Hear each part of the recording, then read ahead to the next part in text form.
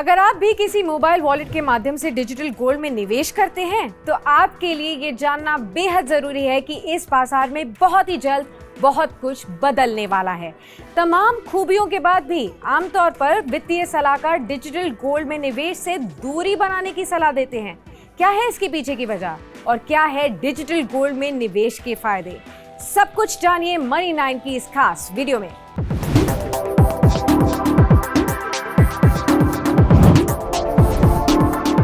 कई खूबियां होने के बाद भी सुभाष के वित्तीय सलाहकार उन्हें डिजिटल गोल्ड में निवेश करने की सलाह नहीं दे रहे हैं। वो दो टूक कहते हैं कि इस बाजार का कोई नियामक नहीं है। सीधा मतलब ये कि अगर कोई फ्रॉड हुआ तो कहीं कोई सुनवाई नहीं। वित्तीय सलाहकारों की यह चिंता जायज है।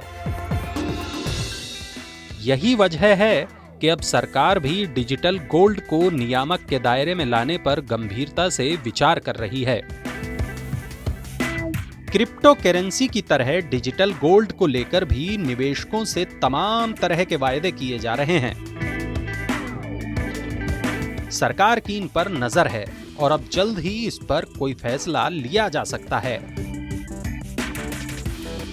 इससे पहले सेबी ने एक्सचेंजों में ब्रोकर्स के माध्यम से डिजिटल गोल्ड की बिक्री पर रोक लगाई हुई है। आपको बता दें कि सिक्योरिटी कॉन्ट्रैक्ट्स रेगुलेशन रूल्स के मुताबिक डिजिटल गोल्ड को सिक्योरिटी नहीं माना जाता और यही कारण है कि सेबी के इस फैसले के बाद से डिजिटल वॉलेट्स के जरिए इस आभासी सोने की ट्रेडिंग बढ़ती जा रही है।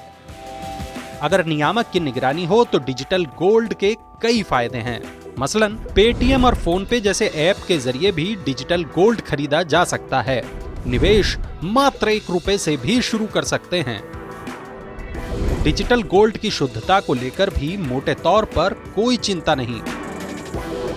अपने पास रखना नहीं है यानी सुरक्षा को लेकर भी कोई चिंता नहीं है। मान लीजिए कि आपने लाख 2 लाख का सोना घर में रखा है तो तमाम चिंताएं होंगी, लेकिन डिजिटल गोल्ड में सुरक्षा पूरी मिलेगी और तो और बेचते ही पूरा भुगतान, वो भी तुरंत। डिजिटल सोना ही खरीदना है तो गोल्ड बॉन्ड या ETF का विकल्प चुनें। नियामक के आ जाने के बाद आप डिजिटल गोल्ड में खरीदारी कर सकते हैं। और चलते चलते डिजिटल गोल्ड खरीदने पर लगता है कितना टैक्स, ये जानने के लिए पहुंचिए मनी 9 की वेबसाइट पर।